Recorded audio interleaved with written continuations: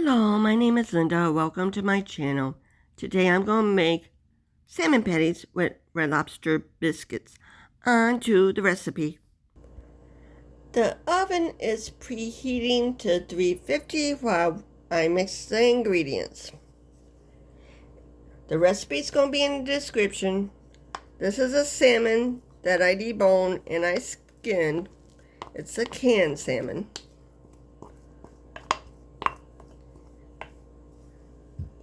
We're just adding all the ingredients and mixing them together.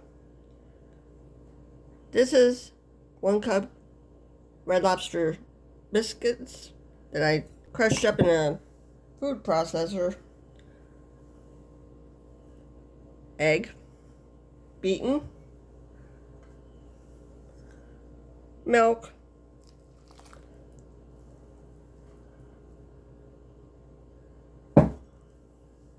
Worcestershire sauce.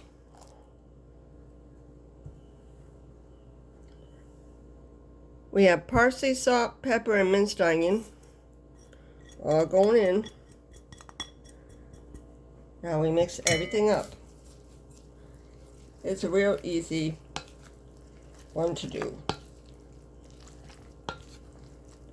This is the first time I did it with the Red Lobster biscuits. I normally use breadcrumbs, but I discovered that the breadcrumbs actually have seeds in them, and I can't have seeds. Even a plain one does, which surprised the heck out of me. You mix this up really good, and then we'll put them in a muffin tin. To save on cleanup, I put some foil liners in. If you want to do it without the liners, just make sure they're greased. And you just fill them up.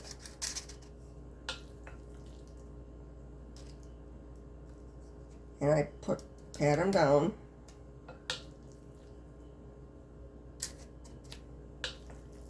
It's easy to do. The hardest part is deboning the salmon.